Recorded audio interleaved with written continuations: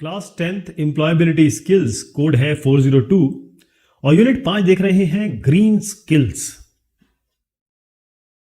Sustainable development, सतत विकास की प्रक्रिया। अब ये क्या होता है? जो एनवायरमेंट है यानी कि पर्यावरण में सब कुछ डाल दीजिए आप, चाहे पेड़ हो, पौधे हो, आदमी हो, इंसान हो, जो दिखते हैं, जो नहीं दिखते हैं, वो सारे के सारी हमारे जिंदगी को कहीं ना कहीं इफेक्ट करते हैं, जितनी भी पर्यावरण की चीजें हैं। अब ये देखें कि हम लोग सिटी में रहते हैं, शहर में रहते हैं, तो हमको खाना कहां से मिलता है? सिटी में तो कोई एग्रीकल्चर होता नहीं है, कोई पैदावार तो होती नहीं है, तो कहां से मिलता है? ये सब आता है आसपास के गांव से। यानी कि अगर आपकी ये सिटी है तो यहां जो गांव होगा, यहां गांव होगा, वहां से आपको ये खाद्य पदार्थ या सामान आता है, उसी से आपका पेट पलता है। और सबसे बड़ी बात, ये विलेजेस में क्या होगा, अगर हम शहर से दूर चले जाएं तो आपको गांव दिखने लगते हैं, तो गांव में आपको जंगल मिलेंगे, वहां पर ग्रास लैंड है। ग्रास लैंड का मतलब ये होता है एक बहुत बड़ा पैच जहां पर केवल घास ही घास होगी, नदियां होंगी। अगर आप बीच एरिया में रहते हैं यानी समुद्री इलाके में रहते हैं तो आपको समुद्री या कहेंगे सी शोर मिलेगा, बीचेस मिलेंगे। और इसके अलावा बहुत सारे रिसोर्सेज यानी कि संसाधन, जैसे पानी हो गया, फ्यूल वुड, लकड़ी जिसको हम जला के उसका ईंधन के लिए इस्तेमाल करेंगे, फॉडर जानवरों को खाने के लिए, जानवर जो खाते हैं। अब हम इन नेचुरल रिसोर्सेज का मतलब होता है वो प्राकृतिक संसाधन जो हमें नेचर देती है, जो हमें नेचर देती है यानी प्रकृति देती है, हमको कुछ नहीं करना पड़ता, वो अपने आप दे देती है। तो इसका मतलब जितना भी हमारे आसपास है, अगर आप यहां खड़े हो जाएं, कहीं भी खड़े हो जाएं, घर में चाहे बाहर, आपके आसपास जो भी दिख रहा है वो सब पर्यावरण में आता है, वो सब इन्वायरमेंट में आता है। लेकिन हो ये रहा है कि हम ये सारी चीजें कहां से पा रहे हैं? पर्यावरण से, हमारे सराउंडिंग से, प्रकृति हमें दे रही है। बट इकोनॉमिक डेवलपमेंट यानी जेब में पैसा बढ़ाने की जो प्रक्रिया है, चाहे वो सरकार बढ़ा रही हो, चाहे वो कोई इंडस्ट्रियलिस्ट बढ़ा रहा हो, चाहे आप बढ़ा रहे हो, इकोनॉमिक डेवलपमेंट का मतलब होता है, इकोनॉमी मतलब जहां पैसा इन्वॉल्व है, डेवलपमेंट का मतलब उसका विकास। तो जहां तक हम इकोनॉमी का विकास कहते हैं या ऐसी चीज कहते हैं जिसमें बहुत सारा मनी इन्वॉल्व हो, एक चक्र है इसका, तो इसमें क्या होता है कि एनवायरमेंटल पोल्यूशन बढ़ जाता है। जिसकी हम बात करें, ये एनवायरमेंट हो गया, ये एनवायरमेंट हो गया, इस पे पोल्यूशन बढ़ रहा है, इसका प्रदूषण बढ़ रहा है, यानी कि इसमें गंदगी आ रही है। पोल्यूशन का सीधा मतलब है गंदगी। जैसे अगर मान लीजिए आप ये एग्रीकल्चर करते हैं, बहुत बेहतरीन एग्रीकल्चर कर रहे हैं। अब एग्रीकल्चर में बहुत सारी चीजें लगती हैं, जैसे अगर आपको बहुत जल्दी एक क्रॉप चाहिए तो आप कहते हैं भाई हम हाइब्रिड क्रॉप यूज करते हैं, फटाफट क्रॉप या फटाफट कुछ पैदावार हो जाती है। कीड़ों के लिए आप पेस्टिसाइड यूज करते हैं, पेस्टिसाइड ये हो गया।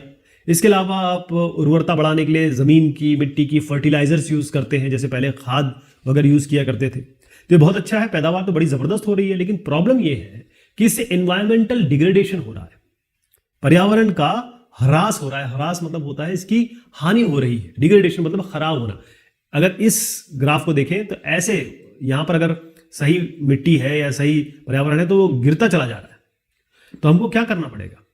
हमको आज एक योजना बनानी होगी, प्लान करना होगा कि ये जितने भी संसाधन है, प्राकृतिक संसाधन, उसको हम कैसे उपयोग करें। क्योंकि इस तरीके का अगर हम माहौल रहेगा तो सब चीजें खत्म हो जाएंगी, हम खुद खत्म हो जाएंगे।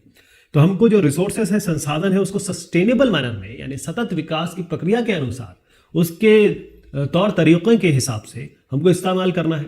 इस्तेमाल क्यों करना है? इसका आज हम इस्तेमाल अगर कर लेंगे तो कल को खत्म हो जाएगा। तो हम ये नहीं चाहते ना, हमारे भी बच्चे हैं, उनके भी बच्चे होंगे, इसी तरीके से तो जिंदगी चलती है। अब सालों साल से जिंदगी चल रही है, आज भी चल रही है और आपके जाने के बाद भी चलेगी। तो अगर आप सतत विकास की प्रक्रिया करेंगे तो आप और आपके बच्चे और उनके बच्चे, उनको भी ये सारे रिसोर्सेस, पर्यावरण और सारी चीजें जो प्रकृति हमें देती है वो उसने मिल पाएगी और वो एक अच्छे पर्यावरण में जी पाएंगे। बात आती है यहां पर सस्टेनेबल डेवलपमेंट की, यानी कि सतत विकास की प्रक्रिया। क्या हम पेड़ों को काट रहे हैं? जी बिल्कुल हां, काट रहे हैं। लेकिन क्या हम पेड़ लगा रहे हैं? शायद नहीं। वी डोंट केयर, हमें इंटरेस्ट ही नहीं है। पेड़ क्यों लगाएंगे हम? क्या हम पानी के जितने भी संसाधन है, चाहे वो रिवर हो, नदी हो, पॉन्ड हो, लेक हो, तालाब हो, जहां भी पानी है, क्या हम पानी बचा रहे हैं? पानी यूज तो हम कर रहे हैं, कोई दिक्कत नहीं, हम कार धो रहे हैं, हम वाटर स्प्लैश खेल रहे हैं, हम फन वैली कर रहे हैं, सब कुछ कर रहे हैं। लेकिन क्या हम पानी को जो गंदा कर रहे हैं उसके बारे में सोचते हैं? क्या हम वाटर पोल्यूशन के बारे में सोच रहे हैं? तो ये हम अगर ट्री नहीं लगाएंगे तो क्या होगा? अगर हम ये चीजें करते रहेंगे और उसके बारे में सोचे नहीं रहेंगे तो क्या होगा? लकड़ी और पेट्रोल, इसका तो हम यूज करते ही करते हैं। अब ये वो लकड़ी और अगर पेट्रोल का आप यूज करेंगे तो वो पोल्यूशन क्रिएट करेगा, कार्बन डाइऑक्साइड करेगा, कार्बन मोनोऑक्साइड करेगा, सल्फर डाइऑक्साइड करेगा। तो बहुत सारी चीजें इसमें ऐसी पैदा होती है जो आपको बहुत नुकसान करेगी। क्या हम क्लीन एनर्जी का इस्तेमाल कर सकते हैं? जैसे सन हो गया, सन एनर्जी हो गई, विंड एनर्जी हो गई, जियोथर्मल एनर्जी हो गई, क्या इसका इस्तेमाल कर रहे हैं? मतलब हम जो ले रहे हैं अपनी मदर अर्थ से, क्या उसको वापस दे रहे हैं? क्या हम ये सोच रहे हैं कि जो फ्यूचर जनरेशन है, आगे की जो हमारी जनरेशन है, हमारे बच्चे हैं, क्या वो जिंदा रह पाएंगे? क्या वो जीवित रह पाएंगे? यानी हम आज हवा, पानी और मिट्टी इसका इस्तेमाल तो कर रहे हैं। तो अगर हमने इसको उस हालत में छोड़ दिया कि जो आगे की जनरेशन, हमारे बच्चे और उनके बच्चे या पूरे विश्व में जो आज के बच्चे हैं वो जब जिएंगे, जब ग्रेटा थनबर्ग ने एक बात कही थी कि हाउ डेयर यू, एक लाइन उन्होंने कही थी, बड़ी फेमस हो गई थी। उन्होंने सीधा जो आजकल के हुक्मरानों हैं उन पे सीधा हमला किया था कि तुम होते कौन हो कि हमारे पूरे संसाधन को खराब करो और हमें आगे जीने के लिए। 15-16 साल की है वो लड़की, 14 साल की है शायद, अभी 15 की हो गई है। तो बहुत ही छोटी बच्ची है वो, उसने जान लिया कि भाई आगे हमारी जिंदगी का क्या होगा। तो हम ये आज के जो इमीडिएट डेवलपमेंट है, आज जो डेवलपमेंट हो जाए उसी के बारे में सोच रहे हैं कि भाई वो बहुत अच्छा कि आज मजे कर ले, आज जिंदगी जी ले, क्योंकि पता नहीं कल हो ना हो, लेकिन कल तो है, किसी ना किसी के लिए तो है। तो आगे का जो लॉन्ग टर्म डेवलपमेंट है, यानी जो प्रक्रिया जिसमें बहुत आगे की सोच रखी जानी चाहिए या हम लोग रखना चाहते हैं, वो तो नहीं हो रही। हम क्या कर रहे हैं? अरे डन एंड डस्टेड, आज का काम हो गया, आज की जिंदगी हो गई, छोड़ो ना, कि इसके बारे में क्या सोचना, मरने दो, जाने दो, अपनी जिंदगी चल रही है ना, बस बहुत बढ़िया। What is sustainable development? इसका हिंदी में जो रूपांतर है वो है सतत विकास की प्रक्रिया। इसका सीधा मायना यह है कि ऐसा विकास जिसमें आज की आपकी सारी जरूरत पूरी हो जाए, लेकिन आगे के जो बच्चे या आगे की जो जनरेशन आने वाली है, लोग आने वाले हैं, बच्चे आने वाले हैं, उनके बच्चे आने वाले हैं, उनके साथ कॉम्प्रोमाइज ना हो। उनके मतलब ये जो जितने भी हम डेवलपमेंट कर रहे हैं, ऐसा डेवलपमेंट ना हो जो उनको नुकसान पहुंचाए। यानी आप इकोनॉमिक ग्रोथ करें, कोई नहीं कह रहा है कि आप आगे ना बढ़े, आपके पास साइकिल है, कार हो, फिर हवाई जहाज हो, फ्लाइट हो, कोई दिक्कत नहीं है, हर आदमी यही चाहता है। लेकिन आप आज के एनवायरमेंट के बारे में भी तो सोचें। जो सोशल वेलबींग है, लोग, बच्चे जो आगे आने वाले हैं, उनके लिए आप कुछ बचाएंगे ही नहीं, सब खा जाएंगे, सब खत्म कर देंगे, तो बेचारे वो कैसे जिएंगे? इसे ही हम सस्टेनेबल डेवलपमेंट कहते हैं। बस एक चीज है, आज वो करें जो आगे के जनरेशन को भी वो चीजें मिल सके। अगर आपके पास 100 है तो 90 मत खर्च करिए, 10 खर्च करिए ताकि इनको 90 मिले, फिर ये आगे 80 दे दे। इस तरीके से जिंदगी चलती रहे जब तक कि कोई और टेक्नोलॉजी नहीं आती, कोई और तरीका नहीं आता है जिससे हम एनर्जी रिसोर्सेस का इस्तेमाल कर सके। तो सतत विकास की प्रक्रिया या सस्टेनेबल डेवलपमेंट, इसका इंपॉर्टेंस क्या है, क्यों हम इसके बारे में बात करते हैं, इसकी इतना महत्व क्या है? तो इकोनॉमिक डेवलपमेंट का मतलब यह है कि हम ऐसा विकास कर रहे हैं, इकोनॉमी तो आप समझते हैं अर्थव्यवस्था, तो ऐसी अर्थव्यवस्था का विकास, इस तरीके का विकास जिसमें हम सारे रिसोर्सेस, संसाधन कुछ भी हो सकते हैं, खनिज संसाधन है, पानी है, हवा है, जो भी आप देखते हैं पृथ्वी हमें पैदा करके देती है और जिसका हम उपभोग करते हैं, वही हमारे रिसोर्सेस कहलाते हैं। तो हम क्या कर रहे हैं कि उनको बहुत तेजी से, क्विकली हम अगर यूज ना करें, आगे के फ्यूचर जनरेशन के लिए बचाएं। अगर नहीं बचाते हैं तो एनवायरमेंटल प्रॉब्लम्स होंगी, यानी पर्यावरणीय अर्थव्यवस्था, पर्यावरणीय व्यवस्था कहूं तो ज्यादा अच्छा रहेगा, वो खराब हो जाएगी। आज भी आप देख रहे हैं बिन बादल बरसात हो रही है, बिन ऐसे जगह बर्फ गिर रही है जहां जरूरत नहीं है, सारे जो ग्लेशियर हैं वो पिघल रहे हैं, वाटर राइज हो रहा है, कार्बन डाइऑक्साइड बढ़ते चला जा रहा है। तो जो चीज आज हो रही है वो आप सोचिए, इमेजिन करिए कि आज आगे के 10 साल में क्या होने वाला है, आगे के 50 साल में क्या होने वाला है। तो जो पॉपुलेशन बढ़ती चली जा रही है, जरूर देखिए पॉपुलेशन बढ़ना कोई खराब बात नहीं है, जितने पॉपुलेशन बढ़ेगी उतने ज्यादा लोग काम करने के लिए होंगे, आपके देश को आगे चलाने के लिए होंगे। इंडिया और चाइना में ऐसे ही है।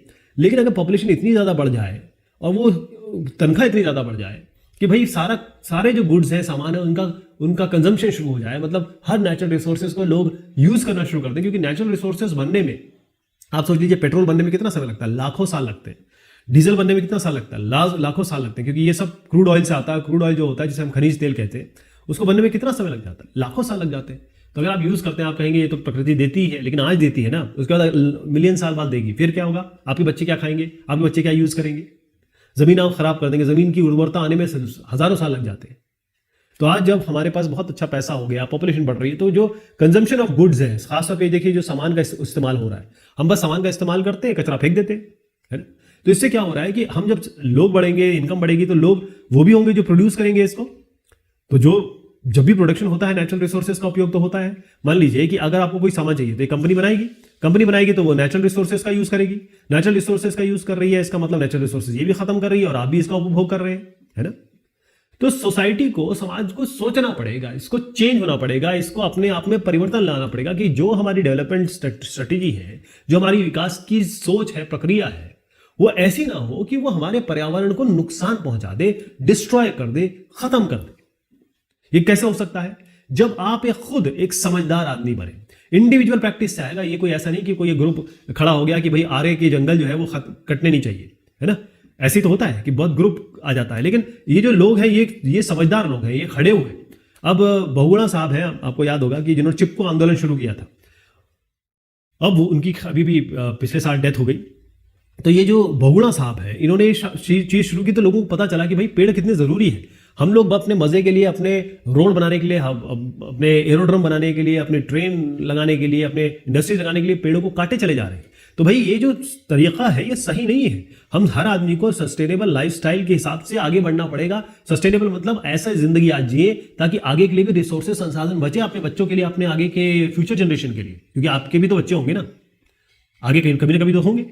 तो जो नेचुरल रिसोर्सेज है, जो हमारी प्राकृतिक संपदा है, वो बहुत ही कम है, बहुत स्केर्स है।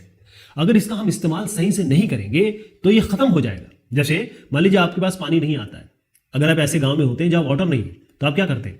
बाहर से वाटर लेके आते हैं और उस पानी का आप एक एक बूंद इस्तेमाल करते हैं, ऐसा होता है ना। लेकिन जब आपके घर में पानी आ जाए तो आप क्या करते हैं? नल बह रहा है, कोई फर्क नहीं पड़ रहा, नहा रहे, धो रहे, कार धो रहे, पानी पेड़ों को डाल रहे हैं और बस पानी का दुरुपयोग किए जा रहे। पानी नहीं होता तब आपको पता चलता है। तो ये जो पानी नहीं हो रहा है वो आगे होगा, पानी आगे नहीं होगा, तब क्या करेंगे? तो सस्टेनेबल डेवलपमेंट, इसको हम कहते हैं कि सतत विकास की प्रक्रिया वो ऐसा विकास होता है जो आज की जरूरत, meet the needs of the present, मतलब आज की जरूरत पूरी करे, लेकिन ऐसी पूरी करे कि आगे की जनरेशन की के लिए जो उपलब्ध संसाधन है उसको कॉम्प्रोमाइज ना किया जाए। यानी कि सबकी जरूरत पूरी हो, आपकी भी, आपके 50 साल वालों की भी, आपके आगे जो 100 साल में बाद आएंगे उनकी भी। ये world commission on environment and development 1997 की इनकी डेफिनेशन है। जैसे फार्मिंग करते हैं लोग, फार्मिंग मतलब क्या होगा? एग्रीकल्चर समझ लीजिए एक तरीके से। जैसे अलग अलग फार्मिंग होती है, गोल्ड फार्मिंग होती है, फिश फार्मिंग होती है, सारी फार्मिंग में आती है। तो अगर हम एनवायरमेंटल फ्रेंडली तरीके इस्तेमाल करें, पर्यावरण के जो दोस्त हैं उस तरीके से हम उस तरीके की मेथड्स यूज करें, तो होगा क्या कि हम चाहे क्रॉप पैदा कर रहे हैं, कोई भी गेहूं, चना, कोई भी पैदा कर रहे हैं, और जो लाइफ स्टॉक है, लाइफ स्टॉक मतलब होता है बकरी, भेड़, जिनको फिर आगे उनका फ्लैश खाया जाएगा। अगर हम अच्छे तरीके के या कोई जो एनवायरमेंटल फ्रेंडली, इको फ्रेंडली तरीके यूज करें तो हम क्रॉप पैदा कर पाएंगे, लाइफ स्टॉक भी पैदा कर पाएंगे, जानवर भी पैदा कर पाएंगे, बढ़ा पाएंगे उनको, लेकिन हम पर्यावरण को बचा पाएंगे। यानी कि हमारा जो एनवायरमेंट है वो बचा रहेगा, वो खत्म नहीं होगा। तो ह्यूमन हमें खतरा नहीं होगा, और जो हमारा पूरा प्रकृति का जो एक चक्र है उसमें कोई खतरा नहीं होगा। अगर हम केमिकल यूज करेंगे, फर्टिलाइजर, पेस्टिसाइड बहुत ज्यादा मात्रा में यूज करेंगे, तो इससे क्या होगा? सॉइल, जमीन खराब हो जाएगी क्योंकि उसकी उर्वरता खराब हो जाएगी। पानी में गंदगी चली जाएगी, पानी में केमिकल्स चले जाएंगे। और जो बायोडिवर्सिटी है, इसको हम कहते हैं जैव विविधता। जैव विविधता का मतलब होता है एक ही इलाके में आपको आदमी भी मिले, जानवर भी मिले, पेड़ भी मिले, कीड़े भी मिले, सब कुछ होना चाहिए, है ना? पानी हो गया, पहाड़ हो गए, और उसके बाद आपकी जमीन हो गई, सब कुछ मिलना चाहिए यहाँ पे। ऐसा हमको आगे सोचना है। तो प्रॉब्लम क्या है? सस्टेनेबल डेवलपमेंट अगर हम चाहते हैं तो उसमें हमारे सामने रोड़े क्या है, हमारी दिक्कतें क्या हमको पेश आती है। तो जो मेजर प्रॉब्लम है, मतलब जो हमारी जो दिक्कतें हैं सतत विकास की प्रक्रिया में, वो क्या क्या है? पहली चीज देखिए, फूड। खाने का क्या मतलब है? अब आप देखिए कितनी सारी जमीन हम लोगों ने खत्म कर दी, कितनी सारी जमीन जो अब क्रॉप प्रोडक्शन के लिए है ही नहीं। यानी ये जो जमीन, यहां पर आप क्लियर देख रहे हैं कि कितनी जमीन कम हो रही है, और हर साल के हिसाब से दिखा रहा हूं मैं। ये देखिए कि कोई एक जमीन जो फर्टाइल है, उर्वर जमीन है, जिसमें आराम से क्रॉप या पैदावार हो सकती थी, जैसे गेहूं हो गया, चावल हो गया। अब क्या हुआ? लोगों ने यहां घर बना लिए, यहां पर इंडस्ट्रीज बन गई, यहां पर कुछ और हो गया, ये जमीन खराब हो गई, तो इतनी जमीन बची। पहले जो इतनी जमीन थी वो इतनी बची, हर जगह ऐसे ही है। तो हम बाकी के लिए लैंड यूज इसका चेंज कर रहे हैं। हम केवल अपने आज के फायदे के लिए, चाहे हमारा म्यूनिसिपैलिटी हो, चाहे हमारा तहसील हो, चाहे हमारा जो डेवलपमेंट अथॉरिटी हो, चाहे सरकार हो, जो भी किसी का नाम ले लीजिए, वो अपने फायदे के लिए सारा इस्तेमाल कर रही है। लेकिन हम ये नहीं सोच रहे कि भाई ये जो जमीन इतनी कम बची तो इसमें पैदावार होगी। अरे रोटी और चावल ही तो खाना है। आप क्या हवा खा सकते हो, जमीन खा सकते हो, या फिर सीमेंट खा सकते हो? नहीं खा सकते ना। तो सॉइल के न्यूट्रिएंट्स है, जमीन की जो उर्वरता है, इसमें जो न्यूट्रिएंट होना चाहिए, चाहे नाइट्रोजन हो, ऑक्सीजन हो, फॉस्फोरस हो, वो सब होना चाहिए, वो तो खत्म हो रहे हैं। और हम जो केमिकल का दबा के इस्तेमाल कर रहे हैं, वो तो अब पूरे सॉइल को, पूरी मिट्टी को खराब कर रहा है, क्योंकि हम केमिकल फर्टिलाइजर यूज कर रहे हैं। केमिकल को बनाया जाता है, हम उसको बनाते हैं किसी इंडस्ट्री में, और उसका ऐसा कॉम्बिनेशन देते हैं कि पैदावार तो हो जाए लेकिन ये जमीन खराब कर दे। तो ये एक बड़ी प्रॉब्लम है, एक बहुत बड़ी दिक्कत है। वाटर, पानी। अब देखिए, ये व्यवस्था हर जगह आपको दिखाई देगी, ये परिस्थिति हर जगह आपको, परिस्थिति से आपको रूबरू होना पड़ेगा, क्योंकि हम चाहे कोई रिवर हो, कोई पॉन्ड हो, कोई समुद्र हो, कोई पानी का रिसोर्सेस है, हमने कहीं नहीं छोड़ा। हमने उसको गंदा करने में पूरी जोर लगा दी है, पूरी जुगत लगा दी। आगे के समय क्या होगा, जो पानी हमारा पीने की जगह है, जो क्लीन हमें पानी चाहिए, वहां पर हम अपनी गंदगी फेंक रहे हैं। आप देख भी रहे हैं यहाँ पर कैसे गंदगी फेंकी हुई है। तो जो रिवर्स हैं, पॉन्ड्स हैं, नदियां हैं, आपके तालाब हैं, उन सबको हमने गंदा कर दिया, गंदगी डाल डाल के। तो इससे क्या होगा, आगे के समय हम पूरे 100% जो पानी अवेलेबल है, इसमें मात्र 3% से भी कम पानी जो है वो पानी के पीने के योग्य है। इसमें भी 2.7% जो है ग्लेशियर है, बर्फ तो खाएंगे नहीं आप। तो कितना पड़ा, 0.3% केवल आपको अवेलेबल है पानी पीने के लिए, पूरे विश्व में जितना पानी है। जबकि अगर आप ऊपर जाएं तो आपको ब्लू, ये जो हमारा प्लैनेट है, ब्लू प्लैनेट दिखता है। ब्लू प्लैनेट का मतलब सब कुछ नीला है, पानी पानी है। लेकिन पानी में कितना है, 100% पानी जितना भी है, उसमें 0.3% ही आपके लिए अवेलेबल। ध्यान रखिए, उसमें भी साफ पानी कितना होगा आप सोच लीजिए। तो ये गंदगी करना बंद कर दो भाई। फ्यूल मतलब क्या होता है, फ्यूल मतलब जिससे कि एनर्जी पैदा होती है। तो क्यों हम बहुत सारा लकड़ी यूज करते हैं, है ना। लकड़ी, गांव में जाएंगे तो लकड़ी ही लकड़ी को जलाया जाता है, और लकड़ी को जलाया भी जाता है, घर भी बना रहे हैं, बढ़िया फर्नीचर भी बना रहे हैं, घर को सजा रहे हैं, घर बना रहे हैं लकड़ियों का इस्तेमाल करके। तो इससे क्या होगा, जब हम लकड़ी काट रहे हैं, पेड़ काट रहे हैं, एक पेड़ को बनने में कितना समय लगता है, अगर अच्छा खासा पेड़ की बात करें तो 5 से 10 साल लग जाते हैं उसमें, और हम तो आज खत्म कर रहे हैं, 1-2 साल में खत्म कर देंगे। तो होता यह है कि ये पेड़ जो है ये बहुत जरूरी है क्लाइमेट को संभालने के लिए। पेड़ जो है ऑक्सीजन कार्बन डाइऑक्साइड लेता है, ऑक्सीजन देता है, बहुत ये हमको छाया देता है, जो सॉइल इरोजन है इसको रोकता है। मतलब इनके फायदे अगर मैं बताऊंगा तो पूरी जिंदगी लग जाएगी। तो जब एक्सट्रीम वेदर आता है, ऐसा हमारा मौसम आता है जिसमें बहुत जबरदस्त तरीके से फ्लड आ रही है, बाढ़ आ रही है, कोल्ड बहुत ज्यादा हो जा रहा है, हीट बहुत ज्यादा हो जा रही है, ये क्यों आ रहा है? क्योंकि हम ये सब काम कर रहे हैं, पेड़ों को काट रहे हैं, गंदगी डाल रहे हैं, सारे के सारे इलाके का खत्म कर दे रहे हैं। जो भी फॉरेस्ट वाले इलाके थे, काट के हमने खत्म कर दिए। तो हमारी जिंदगी चलो अभी ठीक चल सकती है, हो सकता है, मैं मानता हूं आप मजे में रह रहे होंगे। आपके बच्चों का तो सोचिए, उनका क्या होगा। सतत विकास की प्रक्रिया से जो दिक्कतें जुड़ी हुई हैं, प्रॉब्लम्स जुड़ी हुई हैं, फूड, वाटर, फ्यूल, हमने जमीन सारी किसी और काम के लिए इस्तेमाल कर ली है, पानी को गंदा कर दिया है, चाहे कोई भी वाटर रिसोर्सेज हों, और साथ में हमने फ्यूल, लकड़ी, इसका इस्तेमाल करना शुरू किया है बहुत सारे कामों में। तो पेड़ काटना शुरू किया है। एनवायरमेंटल फ्रेंडली का मतलब यह होता है पर्यावरण के दोस्त की तरह, यानी जो पर्यावरण को नुकसान ना पहुंचाता हो। तो क्या तरीका हो सकता है कि हम कैसे एनर्जी रिसोर्सेज यूज करें या ऊर्जा पैदा करें बगैर किसी नुकसान पहुंचाए आपके पर्यावरण को। तो क्या हो सकता है, सोलार एनर्जी का इस्तेमाल कर सकते हैं, क्योंकि सन ऑलमाइटी, हमारे सूर्य देव, ये तो अनलिमिटेड है, इसकी एनर्जी अनलिमिटेड है। तो आपको एक एग्जांपल दिखाता हूं, ये है चरण का कह सकते हैं। बेसिकली ये गुजरात में है। कहाँ है? गुजरात में एक गांव है ये, और ये सोलर पार्क है। सोलर पार्क मतलब ये सारे आपके सोलर सेल लगे हुए हैं। ये जो इलाका था बैरन लैंड था, यानी किसी काम की जगह नहीं थी, और यहाँ पर वेजिटेशन नहीं था, पेड़ पौधे नहीं थे। तो इस जगह का उपयोग किया गया एक सोलर पावर प्लांट जो 600 मेगावाट्स पैदा करता है। लेकिन अभी मैं लेटेस्ट आपको बताऊं 790 मेगावाट ये ऊर्जा, एनर्जी, इलेक्ट्रिसिटी पैदा कर रहा है। इससे क्या हुआ कि जो हम फॉसिल फ्यूल यानी पेट्रोल, डीजल, नेचुरल गैस इस पर डिपेंडेंट थे, तो गुजरात का मोस्टली एरिया अब आप देखेंगे तो जो नॉन रिन्यूएबल फॉसिल फ्यूल्स हैं उनसे मतलब बेसिकली ये वो एनर्जी, पर्यावरण के दोस्त वाली एनर्जी यूज कर रहे हैं और इनका उपयोग कम हो गया है। इससे फायदे क्या हुए? फायदा ये हुआ कि जो लोग इसमें संबंधित हैं उनको नौकरी मिल गई, यानी कि उनका इनकम, सैलरी का सोर्स मिल गया। और दूसरा यह है कि आगे की जो जनरेशन है उसके लिए फायदा हो गया। थोड़ा ये जगह ज़्यादा लगती है, थोड़ा सा इसमें देखिए हर चीज़ के प्रोज एंड कॉन्स हैं, फायदे नुकसान हैं, लेकिन फिर भी जो आगे के सालों में आप देखेंगे ऐसी कोई ज़मीन है, ऐसी कोई जगह है जिसका इस्तेमाल करते हैं। एक और चीज़ बताऊंगा आपको, कोचीन का जो एयरपोर्ट है वो पूरा का पूरा सोलर एनर्जी से चलता है, यहाँ तक कि सारी लाइटें वहीं से चलती है। तो पूरा का पूरा अगर आप उस एयरपोर्ट पे जाते हैं तो ये इसी तरीके से आपको बहुत सारे सोलर सेल लगे मिलेंगे।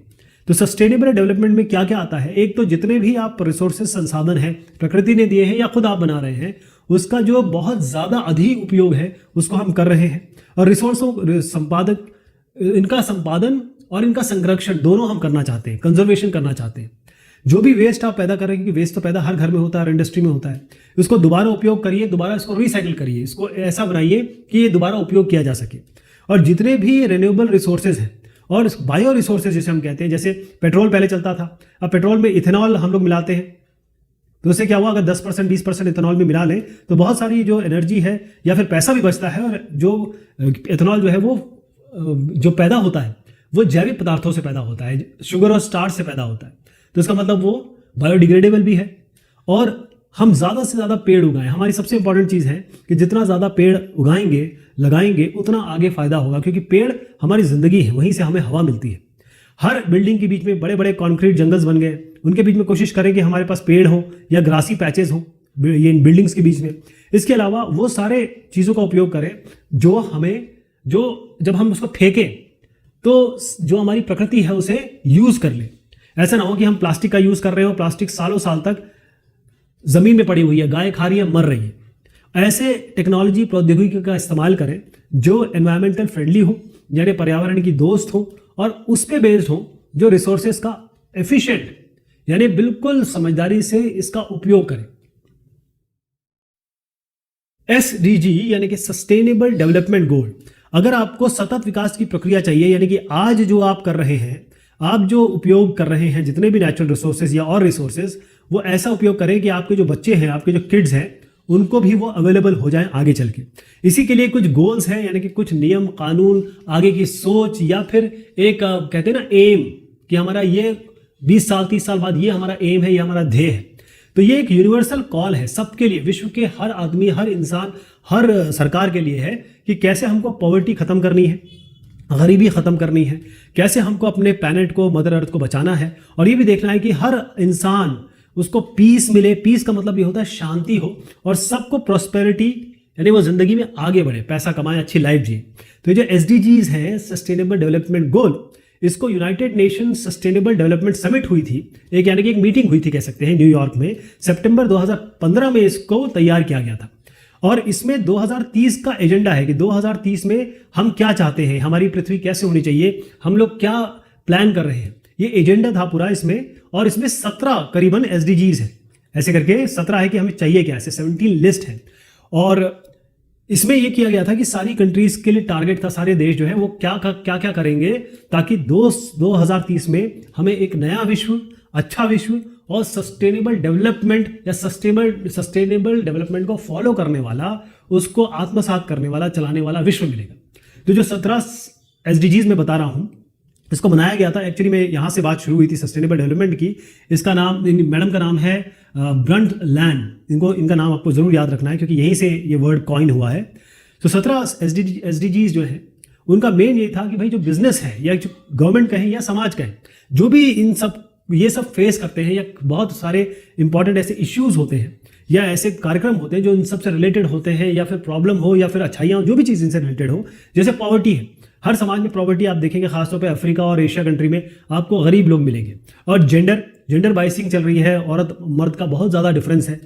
पानी का हम अत्यधिक उपयोग कर रहे हैं, पानी बहुत कम है, जैसे मैंने बताया 0.3% ही पानी हमारे पास पीने के लिए अवेलेबल है, उसमें भी बहुत कम हमको अवेलेबल हो पाता है। एनर्जी का हम जो उपयोग कर रहे हैं, ऊर्जा के क्या क्या संसाधन यूज कर रहे हैं, जैसे क्लाइमेट चेंज हो रहा है, पर्यावरण में क्या क्या परिवर्तन आ रहा है, जैसे मैंने आपको बताया ग्लोबल वार्मिंग हो रही है और कभी भी बरसात हो जा रही है, कभी भी गर्मी हो जा रही है। बायोडिवर्सिटी, जैव विविधता को हमें बचाना है, तो कंट्रीज को, सारे देशों को ऐसी पॉलिसी, ऐसे रूल रेगुलेशन, ऐसे नियम कानून बनाने पड़ेंगे ताकि ये पूरा सस्टेनेबल सिस्टम, ऐसे सिस्टम डेवलप करें जो आगे के लिए सतत विकास कर सके। सारे इकोनॉमिक सेक्टर्स हैं, उनको ऐसा नहीं कि आप केवल किसी को कह दे तो कर देंगे, उसके लिए हमको एक व्यवस्था बनानी पड़ेगी कि आप केवल बोल दें कि भाई आप सस्टेनेबल डेवलपमेंट करो, नहीं, आपको उनको एक पूरी एक भूमिका तैयार करनी पड़ेगी, उनको आपको फंड देने पड़ेंगे, उनके लिए आपको उस तरीके से कानून बनाने पड़ेंगे ताकि एक सस्टेनेबल इकोनॉमी पूरे देश में और पूरे विश्व में चल सके। तो ये आपके एसडीजी गोल्स हैं जो मैंने बताया, तकरीबन 17 गोल्स हैं, एक एक करके इन्हीं पे बात होती है। तो अगर कोई इंसान है, उसको क्या करना है, एक आदमी को आप सिखाएंगे, समझाएंगे ना कि भाई आपको ऐसा कुछ करना है। देखिए सारा काम एक ही है, सारा काम ये है कि हम आज ऐसे रिसोर्सेज को यूज करें, ऐसी डेवलपमेंट करें, ऐसा हम विकास करें ताकि हमारे जो बच्चे हैं उनको भी इस विकास का फायदा हो। हम सारे के सारे रिसोर्सेज आज ना खा जाएं, रिसोर्सेज हम इनके लिए भी बचाएं, संसाधन इनके लिए भी बचाएं। तो इसके लिए आपको क्या होगा, कोई भी इंसान है उसको विलिंगनेस होनी चाहिए, उसको आपको सिखाना पड़ेगा, आपको एडुकेट करना पड़ेगा, आप उसको एक रिस्पॉन्सिबल सिटीजन बनाना पड़ेगा। तो आप अपने घर से शुरू करिए, फिर स्कूल में ये सब चीज़ों का इस्तेमाल करिए और सीधा आपको अपने एनवायरमेंट, पर्यावरण के लिए अपने वर्क प्लेस पे या जहाँ भी आप जाते हैं आपको जागरूक रहना पड़ेगा और इन 17 एसडीजीज जो है उनको दिमाग में रखना पड़ेगा। बस ये जान के चलिए, आप कुछ दिमाग में रखें ना रखें, बस ये ध्यान रखना है कि हम आज सब चीज़ों का कम से कम उपयोग करें, समझदारी से उपयोग करें ताकि हमारी जो आगे की जनरेशन उनको भी कुछ मिल सके। तो सस्टेनेबल डेवलपमेंट इनिशिएटिव्स के बारे में आपको कुछ मैं एग्जांपल देता हूं। कई लोगों ने सतत विकास की प्रक्रिया में बहुत बड़ा योगदान दिया है। हुआ ये कि मैंगलोर एक बहुत बेहतरीन शहर है, पोर्ट शहर है, मैंगलोर पोर्ट ट्रस्ट है वहाँ पर, वो बहुत ही खूबसूरत इलाका है। इसका जो म्युनिसिपल कॉर्पोरेशन है मैंगलोर आता है कर्नाटका में, वो बहुत ही पास में इसके केरल भी है। तो मैंगलोर में, और सबसे बड़ी बात मैंगलोर में आपका NIT भी है। तो यहाँ पर प्लास्टिक को बैन कर दिया गया। अब प्लास्टिक को बैन कर दिया गया तो लोग कैसे सामान लेंगे, क्या करेंगे? तो यहाँ पर आए मिस्टर, ये है अवस्थ हेगड़े साहब। ये जो आश्वस्त है या अवस्थ है, या तो आश्वस्त, जो मैंने इनका रिसर्च की तो ये आश्वस्त निकले। तो आश्वस्त हेगड़े साहब है, ये एक एंटरप्रेन्योर है और ये इनोवेटर भी है, नई चीज़ें बनाते हैं। तो जब इन्होंने देखा कि भाई प्लास्टिक तो बैन हो गया, तो इन्होंने क्या किया, एक बड़ा इको फ्रेंडली, पर्यावरण के दोस्त की तरह एक ऑल्टरनेटिव निकाला। उसका ये कहें कि इसके अलावा क्या, तो इन्होंने एक चीज़ निकाली, इन्होंने एक 100% बायोडिग्रेडेबल बैग बनाया। मतलब जो बैग हम लेके जाते हैं सामान लेने के लिए, वो हर आदमी लेके जाता है, वो ऐसा बैग होगा जो अगर आप गर्म पानी में डालें तो अपने आप, और उसको डिकम्पोज करें तो अपने आप नेचुरली वो बायोडिग्रेड हो जाएगा। यानी कि प्लास्टिक की तरह हमेशा विद्यमान ही रहेगा और साथ में रगेड भी है, स्ट्रांग भी है। और आज ये केवल हिंदुस्तान में नहीं, मैंगलोर में नहीं, कई सिटीज़ में, कई कंट्रीज़ में यूज़ हो रहा है। तो ये इनिशिएटिव आश्वस्त हेगड़े ने साहब ने लिया। एक और आपको बताता हूँ, ये साहब जो है, इनका नाम है नारायण पीसापति। ये जो नारायण पीसापति है, इन्होंने ऐसा चम्मच बनाया, हम क्या कहते हैं शादी में डिस्पोजेबल हमारा कप होगा, डिस्पोजेबल ग्लास होगा, डिस्पोजेबल हमारी प्लेट होगी, तो ये सारी चीज़ें हम यूज़ करने के बाद फेंक देते हैं। वो प्लास्टिक और वो सब चीज़ें जो खासतौर पे हम जो पेड़ों को काट के भी बनाते हैं, कागज़ का भी बनाते हैं, हार्ड कागज़ का भी बनाते हैं, वो जब हम फेंक देते हैं तो प्लास्टिक हो, प्लास्टिक के स्पून हो या फोर्क हो, इसका बहुत उपयोग होता है। तो इन्होंने क्या किया कि इसको ना ग्रेन से, यानी जो हमारे चावल और गेहूँ, उन्हीं से इन्होंने चम्मच और ये फोर्क बना दिए। चम्मच और जो कांटा छुरी कहते हैं उसको, वो बना दिया। अब क्या कहें, खाना आप खा लें तो उसके बाद इसको भी खा लें। तो इसका मतलब अगर खाते नहीं भी हैं और इसको फेंक दें तो भी ये बायोडिग्रेडेबल है, ये अपने आप डिकम्पोज हो जाएगा और सॉइल या जो आपकी मिट्टी है उसको और न्यूट्रिएंट्स प्रदान करेगा। तो ऐसे लोगों की बहुत आवश्यकता है। मैं चाहूंगा आप में से कई लोग इस तरीके से बने। सस्टेनेबल प्रोसेस, जब आप ऑर्गेनिक फार्मिंग करते हैं या वर्मी कंपोस्टिंग करते हैं या रेन वाटर हार्वेस्टिंग करते हैं, आप एक तरीके से पर्यावरण को मदद कर रहे हैं। ऑर्गेनिक फार्मिंग क्या हुई? ऑर्गेनिक फार्मिंग का मतलब ये होता है कि अगर आप एक फार्मर हैं तो आप केमिकल्स यूज नहीं कर रहे हैं, आप केमिकल का पेस्टिसाइड हो या फर्टिलाइजर हो इसका उपयोग नहीं कर रहे हैं। आप क्या कर रहे हैं, गोबर का या ऐसे प्रोडक्ट का यूज कर रहे हैं जो इनको फायदा करे, नुकसान ना करे, और उसके बाद सॉइल को नुकसान ना करे, पर्यावरण को नुकसान ना करे, वाटर को नुकसान ना करे। तो जो चीजें ऑर्गेनिक है इसका मतलब उसमें कोई भी आप केमिकल यूज नहीं कर रहे। जैसे आप काउ डंग, गोबर का इस्तेमाल होता था, तो इससे क्रॉप अच्छी बढ़ती है। गोबर का खाद तो सबसे बढ़िया होती है।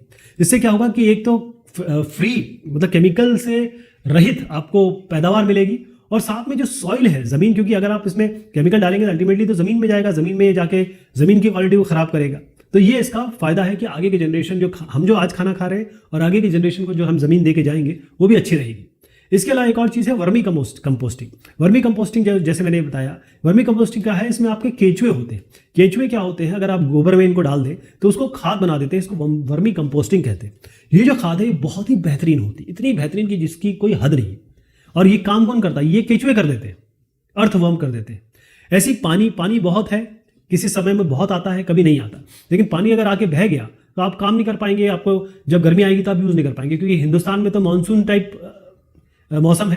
तो आप क्या करेंगे, पानी आया, इसको आप रेन वाटर हार्वेस्टिंग कर लें, इसको हम संभाल लें और इसी पानी को आप इस्तेमाल करें नहाने धोने के लिए, बाकी काम के लिए। पीने का पानी अलग हो सकता है, लेकिन बाकी के लिए तो ये यूज़ कर सकते हैं। इसको हम रेन वाटर हार्वेस्टिंग कहते हैं। अब हम कुछ सवाल और जवाब देखेंगे और जानेंगे कि हम कितना सीख पाए। पहली चीज़ है, how many sustainable development goals are given by the United Nations. जैसे मैंने आपको बताया कि न्यूयॉर्क में जो समिट हुई थी उसमें एसडीजीज बनाए गए थे कि पूरे विश्व को, पूरे देश को, जितने भी बड़े बड़े नेता हैं उनको बताया गया था कि अपने आपको सस्टेनेबल डेवलपमेंट के लिए, सतत विकास की प्रक्रिया के लिए क्या क्या काम करने हैं, ताकि पॉवर्टी, गरीबी, पीस और इसमें प्रॉस्पेरिटी और जेंडर इक्वालिटी, बहुत सारी चीज़ें थी जिसमें हम एनवायरनमेंट की भी बात करते हैं। तो 17 करीब हैं, 17 है, कितने हैं 17, वो मैंने आपको लिस्ट दिखाई भी थी। Choose the option which defines sustainable development. तो इसका उत्तर है taking care of ourselves and future generation. Sustainable development अगर आप सीखना चाहते हैं तो आपको केवल ये याद रखना है कि आप यहां पर हैं और आपका बच्चा यहां पर है। आपके पास 4 रोटी है, आप 4 की 4 खा जाएंगे या 2 खाएंगे, 2 बच्चे को देंगे, यही है ना। तो 2 आज खाइए, 2 बच्चे को दे दीजिए, ताकि आपका ये बच्चा भी आगे अपनी इन रोटियों को अपने बच्चों को दे और सतत विकास की प्रक्रिया चलती रहे। मतलब आज आप सारे संसाधन मत खा जाइए, आगे के लिए रखिए। Which organization has made the sustainable development goal. किसने बनाए हैं ये, तो यूनाइटेड नेशंस ने बनाया है। मैंने बताया था आपको कि एक समिट हुई थी, उसमें ये सब चीज़ तय हुई थी और ब्रिंडलैंड मैडम का नाम दिया, उन्होंने सस्टेनेबल डेवलपमेंट का नाम कॉइन किया है, शुरुआत की है।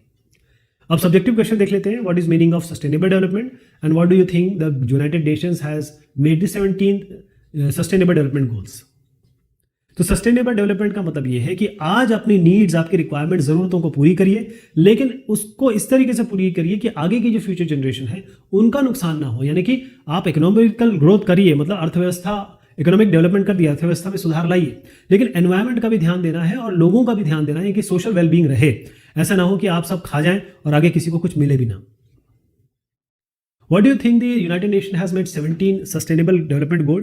तो जो 17 SDGs बनाए गए हैं, चाहे आपके बिजनेसेस हो, इंडस्ट्रीज हो, चाहे आपकी गवर्नमेंट हो, चाहे लोकल सोसाइटी हो, आप और हमारी बात हो रही है, तो यहाँ पर बहुत सारी चीज़ें हैं, जो बहुत सारे इश्यूज हैं, बहुत सारे पॉइंट्स हैं जो हर एक आदमी को, इंसान को, समाज को अफेक्ट करते हैं।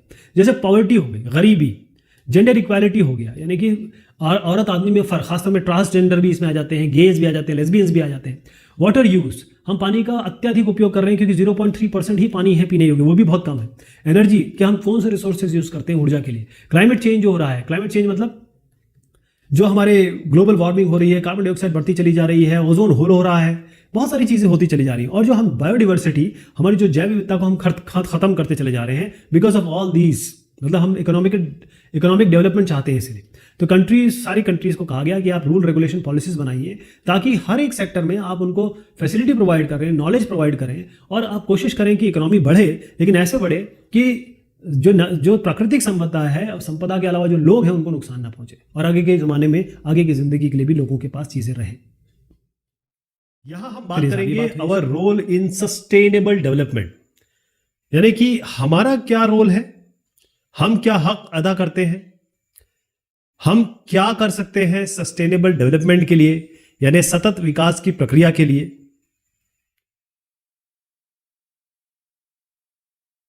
Our role in sustainable development, हमारा क्या किरदार होगा, हम क्या एक्ट करेंगे इसमें, हमसे क्या एक्सपेक्टेड है, हमें क्या करना चाहिए और क्या नहीं करना चाहिए।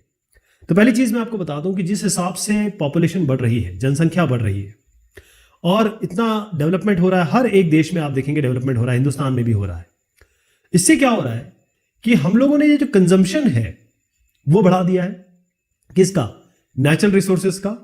जो भी हमारी प्राकृतिक संपदा है उसको हमने बहुत ज्यादा निचोड़ना शुरू कर दिया है, क्योंकि अगर आप कोई चीज बनाएंगे, जैसे मान लीजिए पेपर ही बनाना है, तो पेपर कहां से बनाएंगे आप? ऐसे तो बन नहीं सकता। पेपर बनाने का तरीका क्या है? आपको पेड़ों को काटना पड़ेगा, यानी कि trees, you have to cut down trees. तो पेड़ों को काटेंगे तो पेपर बनेगा। ऐसे ही आपको अभी शादी में पेपर चाहिए, पेपर से बने हुए कप चाहिए, या फिर दोना पत्तल की जरूरत तो हम नहीं करते। अब हमें वो सारी चीजें चाहिए जो थोड़ा सा इजी टू हैंडल हो, तो उसके लिए प्राकृतिक संपदा का इस्तेमाल होता ही होता है। तो जैसी पॉपुलेशन बढ़ रही है, हम ये देख रहे हैं कि उनको खाना भी ज्यादा चाहिए, एनर्जी, क्योंकि जितने लोग ज्यादा होंगे उनको एनर्जी के रिसोर्सेज भी चाहिए। चाहे आप एलपीजी की बात कर लें, घर में गैस चलानी हो, बहुत सारे लोगों को खाना खिलाना हो, या फिर आप कहें कि पेट्रोल या डीजल की रिक्वायरमेंट, क्योंकि बहुत सारे लोग होंगे तो बहुत सारे लोग आवागमन करेंगे, यातायात के साधन यूज करेंगे, इधर से उधर जाएंगे।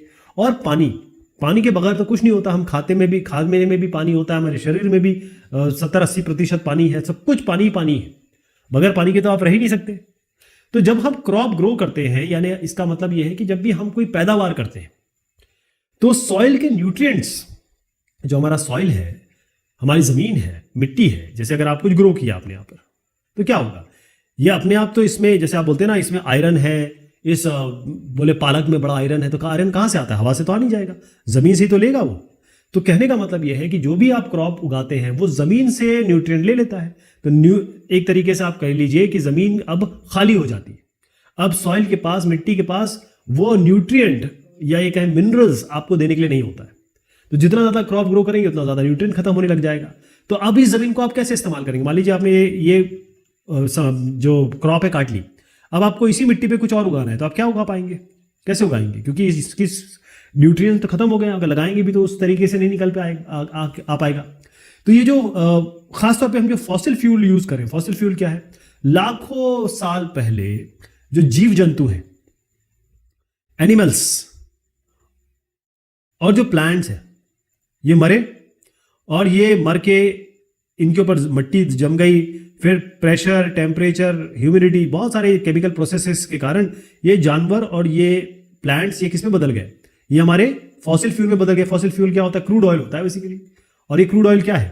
क्रूड ऑयल से ही निकलता है आपका पेट्रोल निकलेगा, आपका डीजल निकलेगा, नेचुरल गैस निकलेगी।